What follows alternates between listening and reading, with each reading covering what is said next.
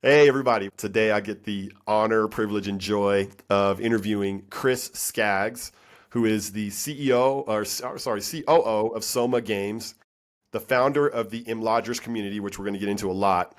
And then he's generally a connector and a visionary and a community builder within the gaming industry. And so we're going to talk a little bit about video games as art, as artistry, and movements that are happening. But welcome to the show, Chris. Hey, thank you so much, John. I'm really glad to be here. Hey, let's get started with your origin story. So, how did you become passionate about gaming, and what is your perspective on that industry? Yeah, so there's a long story that you can read on our website. It goes on for many pages, but kind of the way to sum it up is this was never my idea. There's this idea like some people volunteer for the army of the Lord, and some people are drafted. So for me, there was a day in 2005 where basically this was where the hot coffee mob, the infamous hot coffee mob, was in the news. Grand Theft Auto San Andreas was in trouble because of a pornographic scene hidden in the game that busted out on the news, freaked a bunch of people out. Congress was involved. Like it was this huge Whoa. kerfuffle. And I remember when Walmart pulled the game from the shelves, Sony repeatedly lost like $1 billion that day. Something, it was just a huge thing. So this is all going on in the news, and I'm just kind of reading whatever it was, websites at the time. And there's this sidebar that's like, hey, in case you maybe want to play video games that aren't about beating up hookers and stealing cars, then maybe you want to check out the Christian Game Developers Conference. And it was one of those moments where you just feel the Holy Spirit ring, and you're like, oh, that's supposed to be me. So I Yeah, signed up for this conference, which is that weekend. It's in my hometown, so it's not even an inconvenience. yeah, Um, and for me, that moment started like this huge kind of just step by step, door by door, and a lot of you'd say like a lot of the major steps for how Soma has engaged over the years have been stuff that I had no control over, stuff that like landed in our laps, just some providential thing, and those have really been the defining moments. And there's something else that I would say that has happened in my stories. As much as we make games, and we do, and I love games, and I do, what I have found is that the work that I've been called to and that seems to have the most fruited is always about people. It's not about games. Games becomes a way that I'm invited to speak on a stage or on a podcast. So that's it's the business, but it's just the excuse to talk about the deeper things. yeah, So I think that's where I have repeatedly found myself and how, like I said, I didn't think I want to start video games. I wasn't that guy. yeah, I always felt like God said, "Thou will make video games in thy name," and that's kind of how like, okay, if you say so, man. yeah. And that was, yeah, that's the short version. That's great. So were you drawn to video games before that moment where you were drafted into service? Not really. I mean, I played games, so it's not that I wasn't Yeah, aware of it. And we played Halo and whatever. So it's not that but I wouldn't have thought of myself as a gamer. I certainly did not think of it as a business. I was never like, I can't wait to make games. That was never my thing. that's In fact, wild. but I do think of myself as a creative, but that's always come out in writing and in acting. So I did some stage work and that kind of stuff. Yeah, games was not really my medium of choice. I have really come to embrace it a lot more over the years, but it Yeah, wasn't how it started. that's wild. So, what kind of writing did you do? I love fiction writing. I love world building, and I still get to do that, right? So in games, that's been kind of my favorite role to play. Um, and but that's when you go back to like when I was a kid. That was the thing that I loved to do, right? So I'd write Yeah, short stories, and yeah, I'd yeah. submit them to awards and that kind of stuff. So that was always my jam. Yeah. No, that's cool. And it does translate right into the video game Yeah, industry, right? Because it's so story driven. right. And then acting, what kind of acting did you do? Kind of everything. So I've had a chance to do like little community theater. I've been in a I've been in a musical. I was Sir Lionel of Camelot. Yeah. I've done Shakespeare. I've done college. I've done high school. So I've really enjoyed it. Like acting changed my life. When I was a shy kid in 10th grade, my my teacher at the time, who was an English teacher but also the drama teacher, he was like, "Hey, Chris, based on your journals, you might enjoy being in a play. Why don't you give it a shot?" And for me, this story was I did. I tried out. I got a role, and I was on the stage in every scene, in every act for 3 seconds. So I was like the butler, and so like every scene starts with me sweeping or cleaning something, and then I leave. That's my whole role. But what that meant was I was at rehearsal all the time, and when that was happening, I got cast in the play, and then all my buddies. So at this time, I was drinking and smoking weed and you're doing kind of like dumb kid stuff. And then all my buddies got drunk, stole the boat, got arrested. And I had one of those like, that could have been me, right? Yeah. And that was a pivot point for me. One, just kind of that got me involved with a different friend group, but also acting was the thing that kind of let me find my personality, let me find my voice. And Yes. and frankly, I went from being a really shy, introverted person to being pretty comfortable talking and in being in any situation. Man, and now you're a community connector, right? So Yeah, a lot of your time is you're with people, that's you're right. talking to people. Yeah, that's such a beautiful story, man. I'm curious though. So you see this invitation to this Christian gaming conference, and it is kind of a lightning bolt moment for you, right? Because before that, you weren't thinking this direction. Um, but it did, once you got into it, it obviously fulfilled a longing that was already there. Yeah, I think that's true. What was, yeah, what was it? Yeah, and honestly, I don't know that it was longing so much as excitement. So here's also what was happening at that same Yeah. time. Yeah. Is at that same time in my life, I had just discovered that book, Wild at Heart. And so for Ah, me, this was another big like, oh my gosh. yes. Eldridge has this idea in there about, especially for men, like the that there's a role that you could be dangerous for good, and kind of a Yeah. call to adventure, and like do something bigger than stacking chairs. Like God has adventure for you. Yeah. So I'm in the middle of processing that whole thought when this pops up on my radar, and the idea that and the experience for me was like, there is an adventure that you're being invited into. Will you take it? Like this was kind of from the hero's journey. This was my threshold moment. Yes. Um, and you could walk away. You'd be like, well, that was weird, and go back to what you were doing. But the beckoning, the thing was like, but come on, like come in closer, because that's like I got crazy stuff in plan, and that has been our story all along. It's just crazy, weird things, and you don't know what's going to happen, and that's terrifying and Yeah. beautiful and Yeah. hard. There's this old saying like, people wish they had been on an adventure, not that they were on an adventure. Yeah. It's true. And there's only one way to ever have been on adventure, Yeah, which is to be. Yeah. Oh man, I love personally. I mean, you don't know this about me, but man, that is the language that I speak with God. You know what I mean? As far when I'm with my Father, it's just the idea of being with my Father on adventure yeah, is like it just brings so much life and energy to my life. So hearing you say that, I just identify, I I love relate that, with man. that. Yeah. And I think a lot of people need to hear that, right? That because what happened, you're conditionally prepared then in your heart because you're having an experience with the Lord Yeah, through the exactly. book.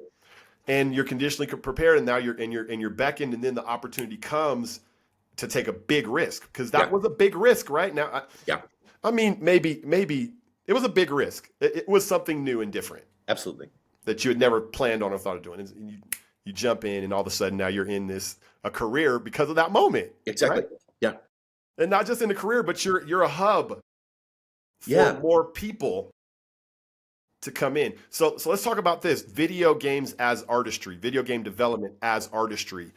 How has your view on that changed or grown Yeah, since that moment? that's a great question. A couple things is that in that time period, I think that so I describe it like this, that there's always a transition. And so movies is an easy analog to look at. There was a time, 1910, 1930, somewhere in that graph, where it was a matter of craft. And there were people out there kind of doing crazy things and making experiments. And so there was all of this craft happening, but it hadn't really landed just yet. And so we look back and we look at like a very small handful of movies like Metropolis or whatever. We're like, that was super cool. But most of them were just, how do I figure out how the camera works, right? Yeah, yeah, that's true. But as that settles in and people figure out the craft, then it becomes the opportunity for art. And so somewhere in that time, the 30s, the 40s, is where that had settled in. Not only were the makers, they understood it as an art, but the audience understood it as at least the potential for art. And I think games has made that transition literally in the time that I've been in it. You go back to the 2000 era, and there were some really interesting games that were approaching art form. You think about the storytelling that was going on in Halo and that kind of stuff was approaching to say like, there's better stuff happening here. Um, but still, probably the audience. And so here's one of the things that's on my mind is I'm advocating more and more like, let's stop calling them video games Yeah, because it implies kind of subconsciously that it's a toy, that it's just a distraction, that it's just for kids. And that's just not true. So I've been advocating, like, let's call it interactive entertainment. Yeah. So for me, seeing that change from, when you think about in that 2000s era, everything was by, can we do photorealistic graphics, right? So it's like all about the processor, all this, chip driven stuff, shaders and rendering pipelines. And all of that was technology to realize an artistic vision. But we've got that now. The idea that I can do photorealistic imagery at 60 frames a second, I don't need any more tech to realize my vision. And so you see this visually now, people feel totally safe to do anything. That could be Yeah. cartoons, that could be claymation. It doesn't matter. But now Yeah. it's an artistic choice, not a technical one. Um, Yeah. and so now, and there have always been artistic games, but there are craftsmanship ideas that had to be worked out. So here's a great example. A friend of mine, I should say two friends, Amy and Ryan Green they made That Dragon Cancer. And so this was like a huge, like BAFTA award-winning game. And when Roger Ebert said, a game can't be art until it makes me cry, that game will tear your heart out. Really? It is just one of the most beautifully done, emotionally pathos-ridden games you'll ever see. And I don't just mean game. It's like, because some people argue, like, it's only kind of a game. But as a story, as an art Yeah. form, Yeah. like, it is top of the shelf. And it's not, that just happens to be people that I know. But there are so many other great stories out there that are just using games as their medium. And so, like, it is, and okay, so that's the crafting side. Like, I can make that case. I think actually a more compelling case is the financial side. Belmont University has had a very highly regarded music program. They're teaching people to be composers in Hollywood. So great in Hollywood and the record industry, this kind of stuff. Very highly regarded program. And they've been doing it for a long time. Recently, they did a survey and found out that their graduates were 6 times more likely to find work in gaming than in the field they studied for. Whoa. And you start looking at the game industry, the interactive industry, Yeah. has become this crossroads of all of the arts. It's actors, it's writers, it's voiceovers, it's illustrators, it's animators. All these people are coming into the interactive industry because that's where the work is. And then what's the natural output of that is these super talented, creative people are going to be using their God-given gifts in that space. And like, that's just where it is, man. That's where it is. That's crazy. So then what makes I'm going to try and summarize for my own sake and for the sake of other people that are listening to try to make this as concrete for us as possible. There, you got to basically experience the birth of video gaming over time to begin taking on attributes of art form, and not just what you would call the prior term was maybe before the craft was polished yet, before there was a craft to be mastered necessarily, because you're still building the craft, right? Right, right. Is that the delineation? I think so, yeah. And then once you build the craft, now artistry has a channel. And there's an art form that can be mastered. One element you said was story. And I think so the idea of it as a mechanism for effective storytelling, is that also what makes it art? It's one of the things. And I would say probably, if you'll allow a very kind of like blurry vision of the word story, I don't mean narrative. And I think story often is the unifying field around all of the arts. And you can use different language to this. So like I don't want to be too specific. Yeah. But there's this idea that I've loved, and it's that story is the language of the heart. That if I'll go back to Eldridge again, he had this bit he would do where he'd say, like, if you come home and the car at the driveway is crashed, the first thing you ask is what happened. Yeah, for sure. What's the story, right? Yeah. Well, and you're like, is my daughter okay, right? Yeah. And then, were you drinking? Like, there's some sort of like, tell me the story.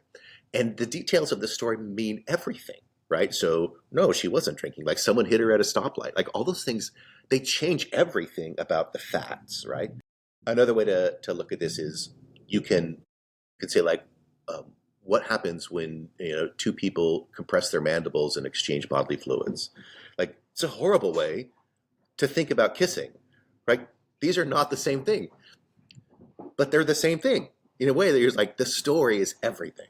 Yeah. So Oh, it dude. so gaming includes all these elements of like what are we trying to say? And a painting tells a story, a Yes. song tells a story, a book tells a Yes. story, the Yes. Bible tells a story. Yes.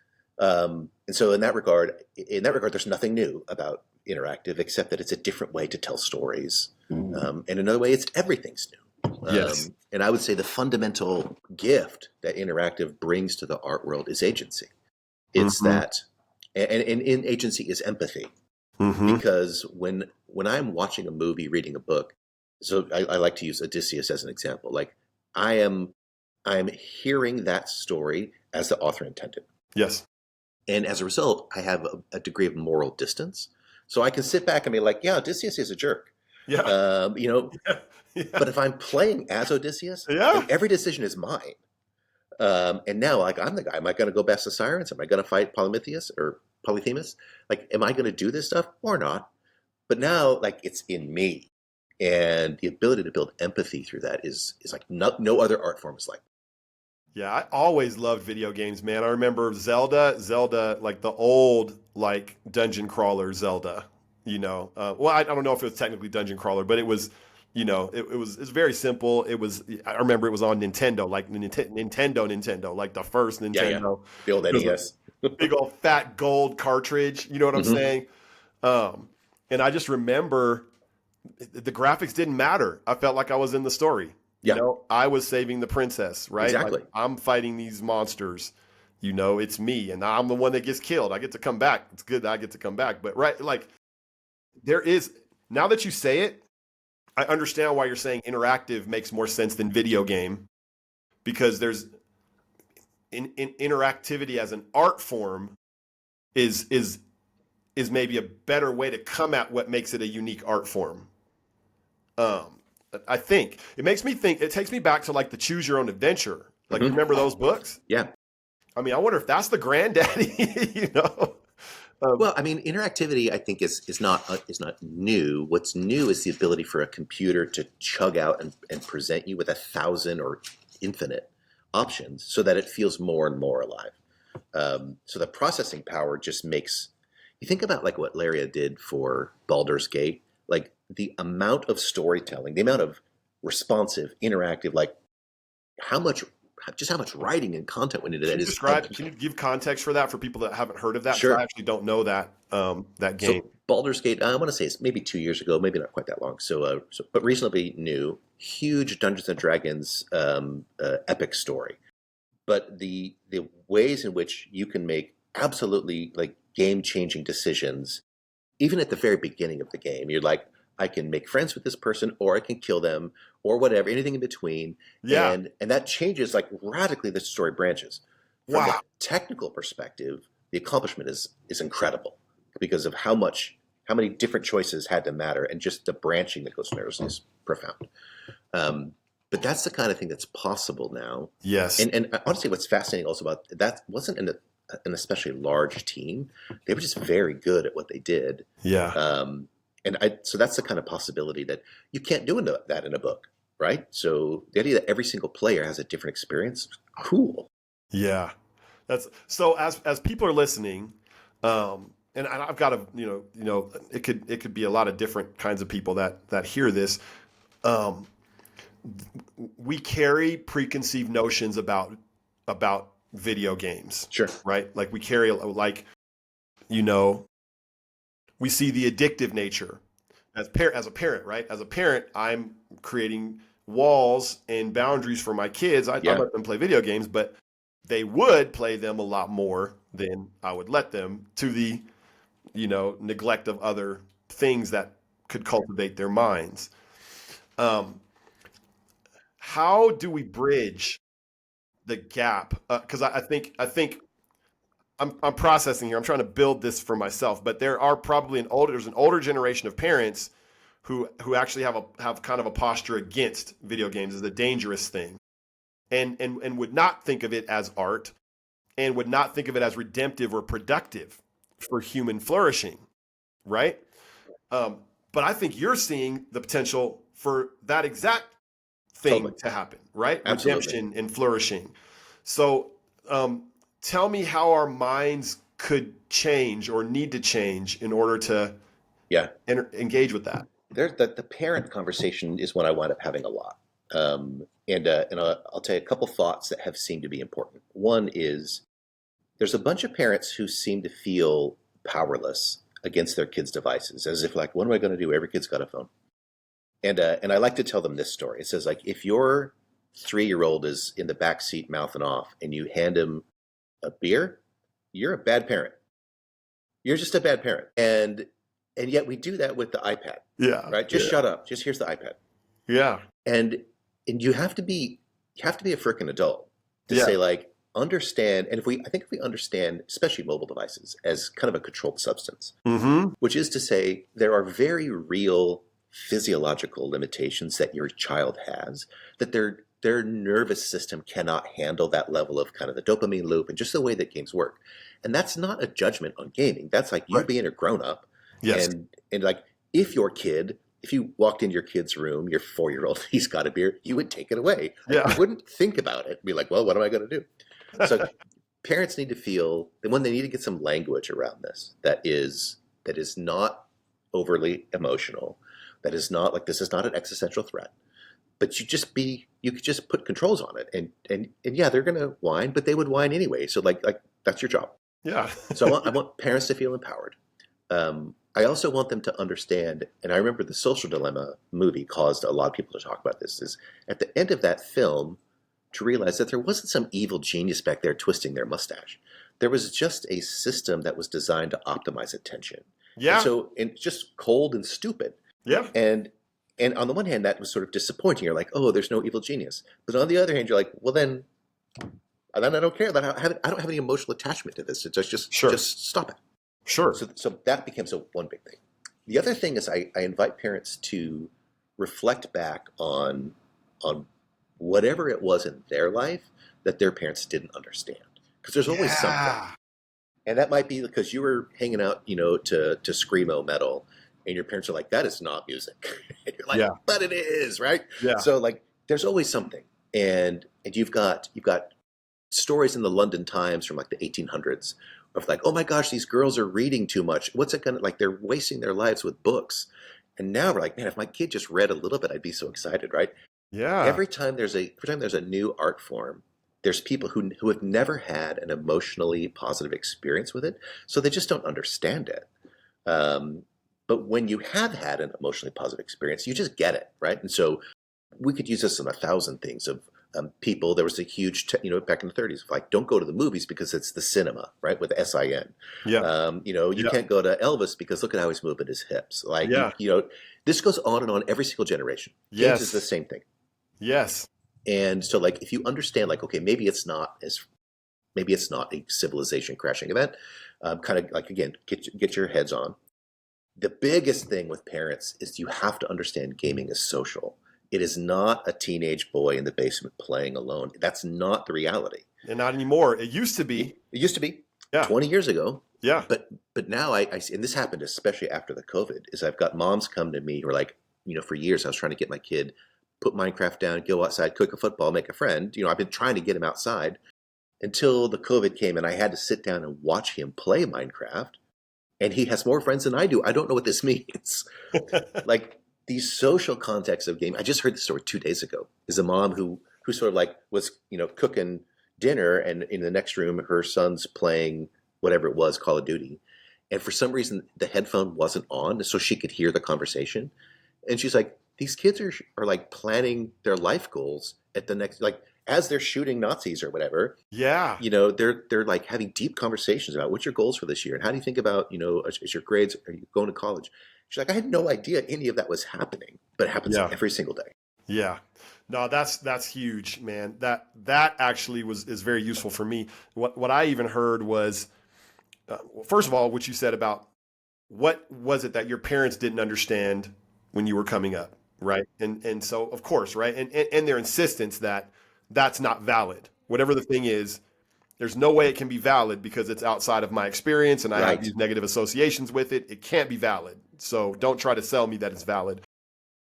And so probably your best weapon in the fight for understanding is to be a listener. Yes. Because the examples that you describe where somebody kind of acts, where people accidentally listening and be like, oh, okay, there's It's not what I something thought it good was. Yeah. happening here. Yeah.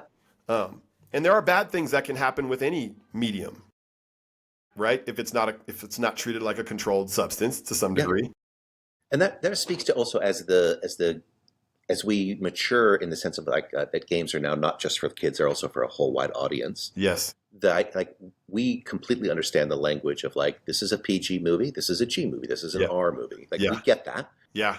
And that exists in games, but a lot of people don't realize it. And so they think that every game is the X-rated game. And that's not remotely true, but they just need the language to understand. Yes, they do. Yeah, that makes total sense. And then removing the emotion from the decision to some degree, right? Like it is not good, community or not, for a video game to become the primary focus of a person's life to the Right. exclusion of other activities Exactly. that need to happen for flourishing. Yeah, yeah.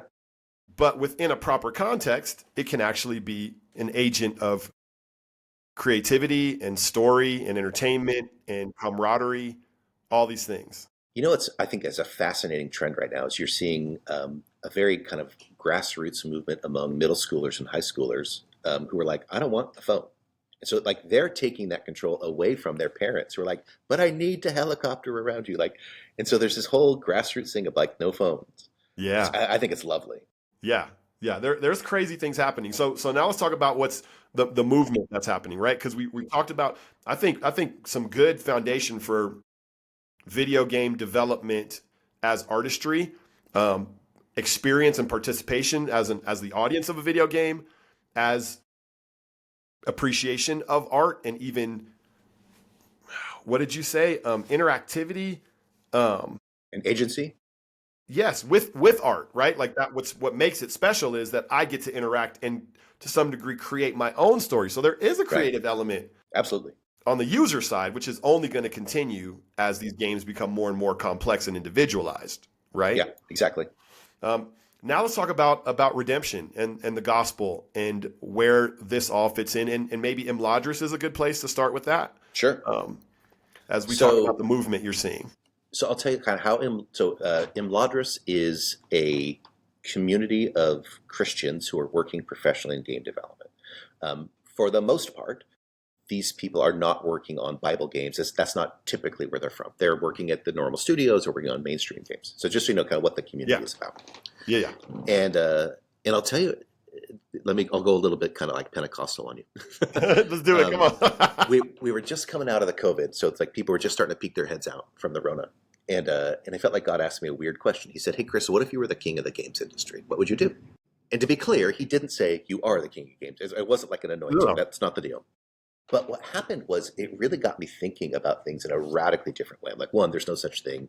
Why would you even ask that question? But I could not get rid of it.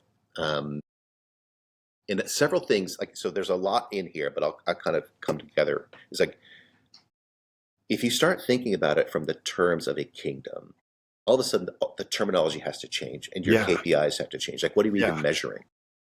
And you start thinking about terms like, who are my allies and my enemies? What are my imports and my exports? You know, like, it's just kingdom stuff's different. Yeah. One of the fundamental things is like a kingdom is nothing without people. Like, you can have all the laws and everything else, but if there's no people, then it's not a kingdom. And I looked around as there is no kingdom of Christians in game because we don't know each other. And so I started to perceive that there's this ghost population that just demographically, because, you know, if roughly 50% of Americans, and we can dicker with a number, but let's just say 50% of Americans consider themselves Christians of some kind, it does not make any sense that the game industry would be 1%. Right. So like just a couple days ago, I asked ChatGPT, like, how many Christians are in the game industry? And it told me 80. 80. And I don't know where it got that. That's wild. Oh my gosh. And but the thing is, like, that perception is really, really normal. So I'll tell you two quick stories that kind of synchronizes this point. I got a letter from a guy at Activision. This is a couple years back. And he's like, I'm really glad what Soma's doing. I'm pretty sure I'm the only Christian at Activision. Yeah. Like, that's kind of the long and the story of it. Yeah. That same week, I got another letter from another guy at Activision who thinks he's the only Christian at Activision. Crazy. And they work in the same building. Yes. And I'm like, okay, this really, it started to realize, like, how is it that we are that isolated? Um, then a couple years, this was like 2 years ago, I met a guy who was like a really senior executive at a big game company. And he meets me at this event and he's like, oh my gosh, I'm so glad to meet another Christian in gaming. I don't know any. And I'm like, you've been in this for 20 years and you don't know a single Christian? And I'm like, brother, it's not me. Let me introduce you to 1,000 more people. Right. And the look on his face, he was like, he started to like kind of tear up. He's like, I had Dude. no idea. Right. And so all of a sudden, in the last couple of years, like he's more and more engaged. He's like, this is incredible. Yeah. He's got a couple of things going against him. One is he thought he was the only Christian, but also just executives kind of it's lonely at the top. So like, who can I talk to about this? But all of a sudden, Imladris has become this place of like, could you just raise your hand and say, is anyone here Christian? Right. So places like GDC, and we're just hanging out. Like we're just hanging out together. We're getting to know each other. And I had been so excited to see that community grow because at first I told like God asked me that question, what if you're the king? And I got together about a dozen friends for this first, it was the first iteration of Imladris. It was just a dinner party. Like, let's talk about some things. Like, what do you think? That was in 2021. So since then, it has grown and grown and grown and grown to, probably about 1,500 people now. Wow. Wow. And people are showing up all the time. Just where has this been all my life? Yeah. And I've been very excited. And so there's the community, which I think is the central aspect of it. But it also allows work. Like it's not projects, right? So it's not about those are true. Everyone's got a job, everyone's got a project, but we're really focused on the people. Yeah. On the notion that I think that game developers as Christians are also typically pretty wounded by the church. Yeah. Because they're like, if they're trying to bring their God-given gifts to this art form, but the church is like, yeah, but that might be from the devil. That's really hurtful. Yeah. And to see all these people who have just really dug in because this is their passion, this is their life, this is their God's call, and they know it, but they have no validation. They often get side eye, from their own community. They just to know that there's people who understand me is so life giving. Yeah.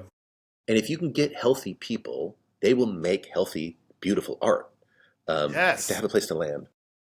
Yes, man, and they'll make healthier decisions. Yeah. Right? Like, man, it's 1,500 people now.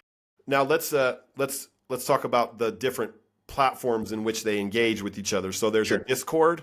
Correct. Yep. In which, and is that where most of them? At the moment, reside? that's most of them. So that probably represents. I guess there's the mailing list is the biggest number. So these are the kinds who like are kind of one-sided, and we know them from like this is what we're doing, and they show up here and there. That's the biggest number. Probably represents 800 and there's a lot of overlap. So certainly there's people who show up in all the communities. Discord, I think it's about 250 last I looked. Folks are showing up all the time. There's a LinkedIn group that is pretty new. That's growing really fast. And then there's the folks who are more kind of just informally know us through education, through different conferences, and that kind of jazz. So yeah.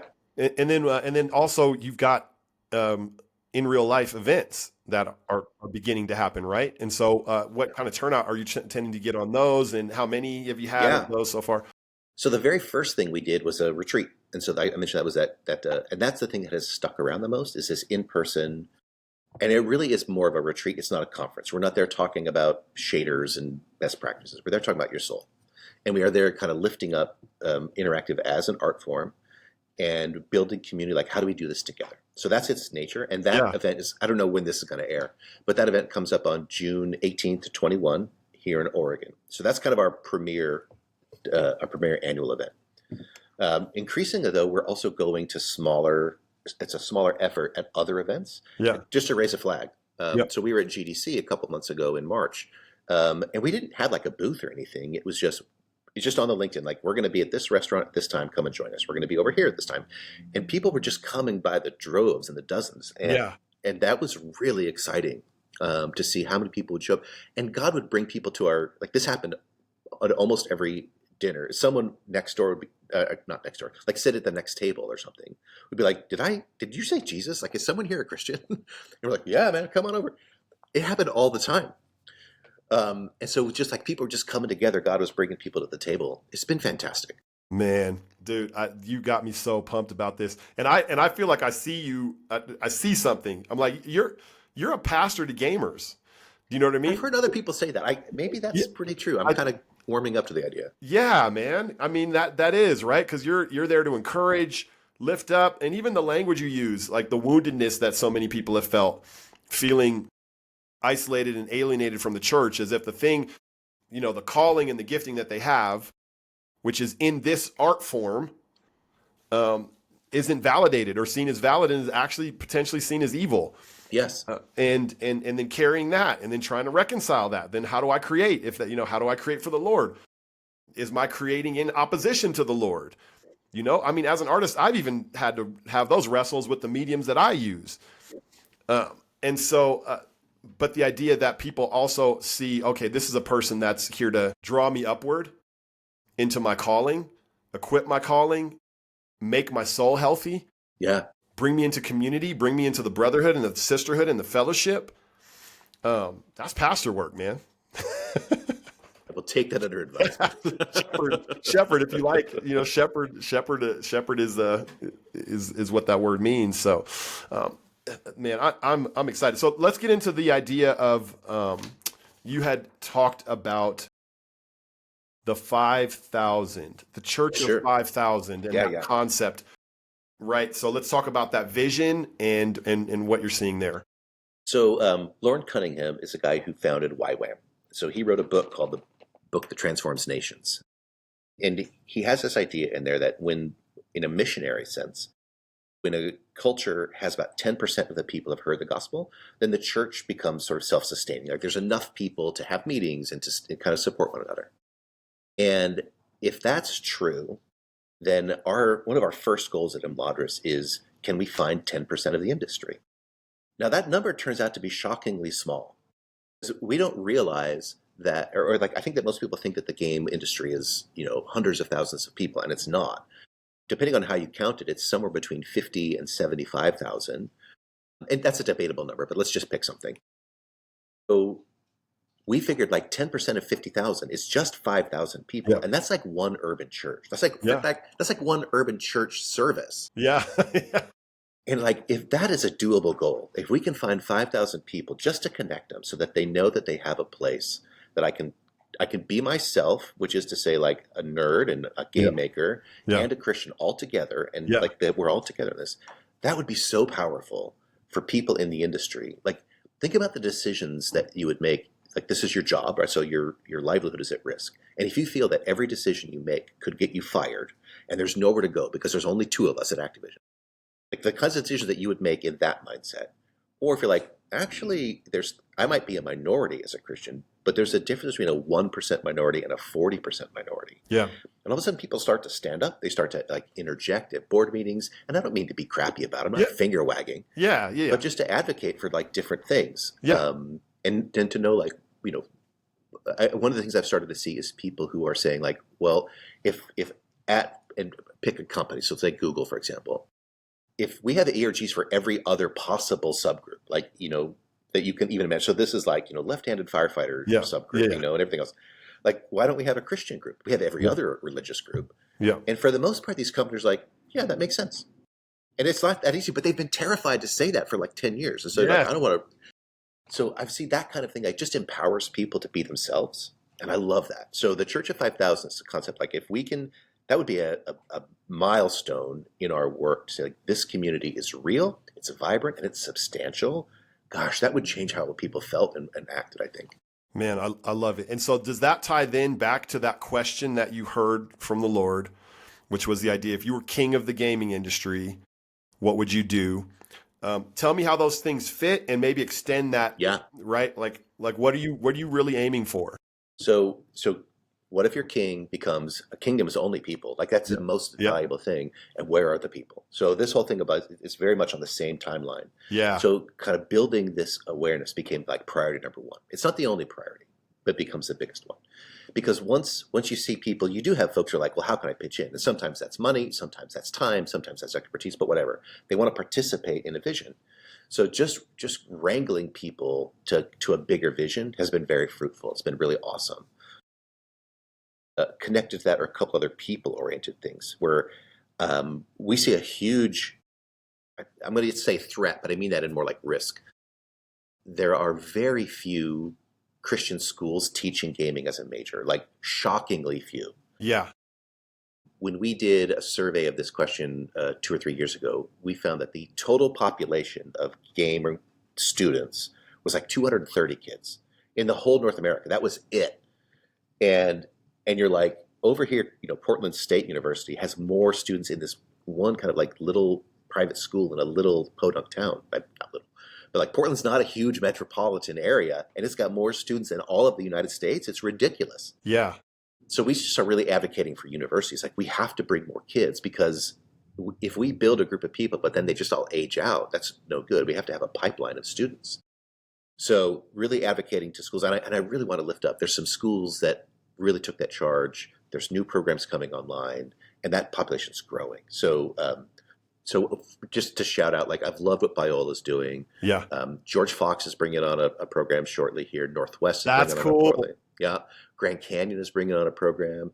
And that's not clouding like Abilene Christian, Oklahoma Christian. They're killing it. It's like these schools really are doing the work, and there's more to share. And there's some people that I really want to see come online. Belmont, Regent, there's some folks I'm like, come on, let's do this.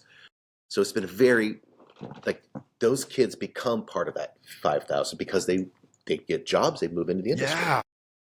So that's been beautiful. Oh, so good. And then I realized that we have never. I'm unaware of people who are really reaching out to the gamers. So the folks who probably are all those people. They're going to make decisions as they're getting out of high school. Like, I wonder if I could make gaming my career. And they also need to be validated. Like, gaming is real, and you can be a Christian in gaming, so that you even consider this as a career path. And that, maybe your parents are a little bit weird, but you can show them the numbers are good, the jobs pay well, it's a growing industry. Yeah. So this idea of like building the community has become a really core thing. But then advocating, here probably my next big work is that there's beef in the church with gaming. Yeah. That has to be repaired. It has to be repaired. And I got to tell you, one of the most powerful things happened to me I think this was 1 year ago, maybe it was 2, but it was at the Imladris event. And we had a guy who was a monk. Like, he's an actual like monk in a habit, right? And he took it upon himself to sort of stand as the church. Like, he's like, I just want to say on behalf of the church, we're sorry how we've treated you. Yeah. Dude, like, it was like waterfalls, all the people in the room. Seriously. It was so powerful. Wow. Like, just someone needed to say it, man. Oh my gosh. So cool. That's so beautiful, dude. It was beautiful, beautiful, beautiful. Man. And to see, like, I think that friction between the church and the game industry has to be really fixed. Yeah. And I'm not sure how to accomplish that. Yeah. But frankly, I want to be able to speak. I want to get on a stage at some churches and say, like, this is probably 40% of your population plays games but doesn't tell you, and this is what you need to know about them. Wow. And probably the same conversation about artists. I don't think, Dorothy Sayers always said the church doesn't know what to do with art. It's never made up its mind. Yeah. And so that's an old wound, but still just as germane as ever. Oh, bro. Okay. So I see you have such clarity. First of all, I just want to name that. Like, you seem to have incredible clarity with your calling and who you're called to, which is beautiful, man. And which, thanks, brother. Yeah, dude, it makes the work so effective, right? Because you know who you're talking to and you know what you're doing. And so the first thing you said was the first problem you were solving was this awareness and connection problem, right? Like, gamers don't even know, not gamers, game developers specifically in the industry are believers and don't even know there are other believers around them, and that they can have fellowship, right? And all the benefits that come from community that you need in order to be effective, they can have that if they just knew there were other people who love Jesus and love the gospel who also happen to be using their God-given talent in game development, right? Yeah. So you're solving that problem through Imladris and all the connections that are happening, right? Number 2 is this advocacy in education, right? So the idea that I'd say validity, validating the art form, helping it be understood as an industry that is valid to be educated within and educated about, and to have a career track in college to get there, right? And then the third, tell me if I'm skipping one. The third is the idea of church healing, actually addressing the wound in the church. Yeah. to reconcile the body of Christ to the body of Christ, Yeah. um, and to accept, right, like the idea or entertain the idea even that God can be reaching people with the gospel through video games Yeah. as an art form, because all art forms are places where we get to express the image of God that's been planted in Exactly. us. Exactly. Um, yeah, dude, that's where you're pointed. Yes, very much. And I've been so pleased. I got to tell you, like I feel so close to the center of God's will when I'm doing this work. And like that's been something that's just growing over years. And it does feel like he's just got a place that he's got such a heart for this community that and to be clear, I don't think that this has been like an open field for the last 20 years and no one's picked it up. I think there was Right. a time Right. where this was the right time to move into this. And that's where we are. Yeah, it's so good, man. And so if I was to say, if I was to climb that ladder, the 1, 2, and the 3, upwards, what would you say is the overarching trajectory as far as Yeah. where you're heading?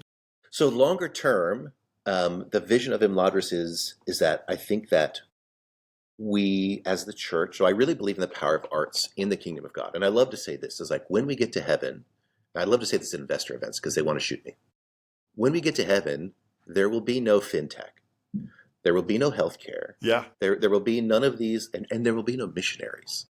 So as you're looking at like where do you want to put your culture minded your dollars, like in most conversations, arts and culture are synonymous.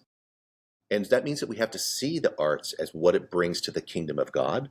And you think about the very first stories of when the Holy Spirit came upon people in the Bible was two artists, was Bezalel and yeah, yeah, Oholidab in the Exodus. yeah, This is the first place. And at the same time, you're like, you've got whatever, pick your number, 1,000,000 people out in the wilderness with no food or water. And the first thing God does is make art.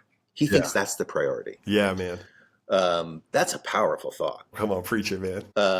And yet, I think that the artists, as a group in the kingdom of God, they don't usually know where they fit. There's lots of reasons, and I think part of it's our fault is that we have not articulated it very well. We are not typically motivated by money, and so we don't. In a way, we don't value our work in that way. Yeah, And so you wind up with the image of the starving artist because what they want to do is they want to bring forth something from the glory of God into the world.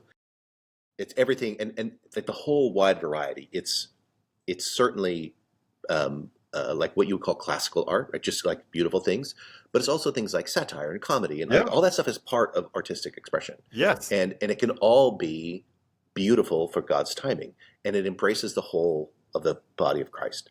We just don't know how to put a number on it, and that's made it weird for a lot of people. But if the church has got a lot better, like paying pastors. The notion is like we realize that the pastors, the teachers, that they bring something valuable to our community, so they get paid. There's still work to do, but by and large, that's been positive. We have not really understood that about artists, and so I've got lots of things like what's the investment strategy. So we just did a roundtable with investors recently, and we're throwing around some ideas like how can we make this work in such a way. And I have things like I think that artists they scale horizontally, not vertically. That would change the way that you invest in them. Basically, long term, small bids, long term instead of like big bids, short term. yeah, Like that just changes how you do this, but it all makes sense. yeah, man.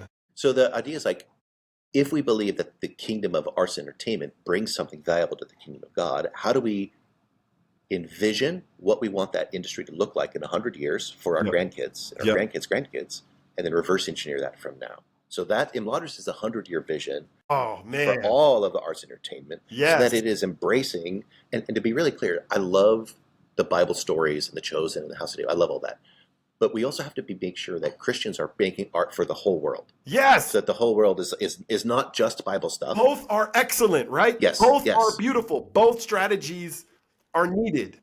absolutely. And I would argue that we have to be really careful that we're not monetizing the sheep, right? So when we do kind of like sort of like Bible games for Bible believers or Bible kids, there's a market for that, fine.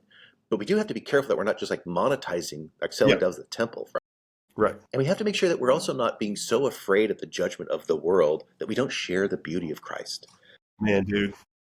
To be able to encourage, that's what that Imladris has been like, to encourage people who are working in the mainstream, but bring your glory there. That has been a huge light bulb moment for so Oh, many bro, people. that's huge, and I can imagine it's so freeing for a person to believe I can go and do my work at this company. This hits me so deep because it was a crisis I was just in. I was a pastor for 10 years. I ended up, very, very healthy wind down of the church. And so I ended up not being a pastor anymore. And then for 3 years, I felt like I was in a desert because it's like, I was only a businessman. Now I'm only a businessman. Well, I can't be it's not the same Yeah, as it's preaching. I mean, God can't be as pleased with what I'm doing here as he was when I was actually like, doing church stuff as a church leader. And, God had to take me through a process to be like, nah, man, you are just as much a pastor in the business world as you ever were in the church world. It's just, but I've crafted you to be that, right? And it's going to sound different. It's going to look different. I'm not going to run around preaching sermons, yeah, yeah, right? But I can still be who I was created to be and show the image of God to people, whether they can accurately identify that as Christ or not, yes, because it's the sum total of all that I do in the world, right? yeah. That's beautiful. Ah, man. And gaming, like, so yes, it's the same revelation, right? Exactly, I can exactly. go be a gamer at a secular gaming agency and do it with my whole heart is unto the Lord, and beautiful things will happen. Yeah, yeah. I am a Christian who is transformed in the midst of my environment, regardless of what that environment is. Preach it, brother. Preach it. Yeah, I'm preaching now. Oh, this has been incredible time, man. We're 5 minutes over, but can I ask you one last question? You bet. What does the sword mean behind you? Oh, gosh, that's a long story. Okay. Um, I told you a big part of my story was reading Wild at Heart. Part of that became shortly after I read that book. I was part of a men's ministry that we did those 4-day camps for John Eldridge's material, and one of my best friends was John Berquist. Long story short, as he was turning 50, so this is 5-6 years ago now, we had this kind of metaphor we use in that community about becoming a king. And so this is Aragorn's sword. That when Elrond presents him the sword, he's like, "Become the king that you were meant to be," right? Yeah. And so for John's birthday, I got him this sword. It was a gift. Um, just shortly after that, he was killed in a car accident. And there's a whole long story there, Oh, but good. forgive me. Okay. Yeah. About a year later was my 50th birthday. Yeah. And this was right also at the time when God asked me this question: "Hey, Chris, what if you're the king of the games industry?" Yeah. So John's widow knew all this. Like, she's been walking with us for all this time. And she, on my birthday, gave that sword back to me Oh, for dude. the same reason. Oh, bro. So Oh, it's man. it's very tender for me. Oh, But it's about man. this question about like, there's like, I do a whole thing on this, about if you see an arsonist burn down a house, you're mad at them for the evil that they perpetrate. But if you see the fireman standing by and not doing anything about it, you're more mad at him, right, for not using the authority and the power that he has. And so it's a tricky thing in the church that we have very conflicting ideas about authority, about power. And so even the terminology of like, what if you were king? Is like, it's wrapped up in this question of like, how do you use authority and I power use well? power. Yeah. It's a big, big question, and a sensitive one, but it's central to what we're talking about. Oh, bro, God bless you, man. God bless you in the work that you're doing. God bless you in the ministry that you're doing. Um, the way that you're giving language to an entire art form and speaking and giving voice to people that have had their voice hindered for a long time. The way that you're bringing reconciliation and healing to the church, ultimately, man, I believe that you're going to have incredible effectiveness and results in doing that. Thanks, man. Um, and just thanks for sitting with me, man. Yeah, This yeah, is yeah. great, dude. Well, it's been an honor to be here. So just thanks for letting me run my mouth for an hour. It's been great. Dude, it was nugget after nugget, man. So everybody, hey, this is it for us. We're wrapping up. So thanks for joining us for another episode of Tongues of Fire, and we'll see you next time. Take it easy.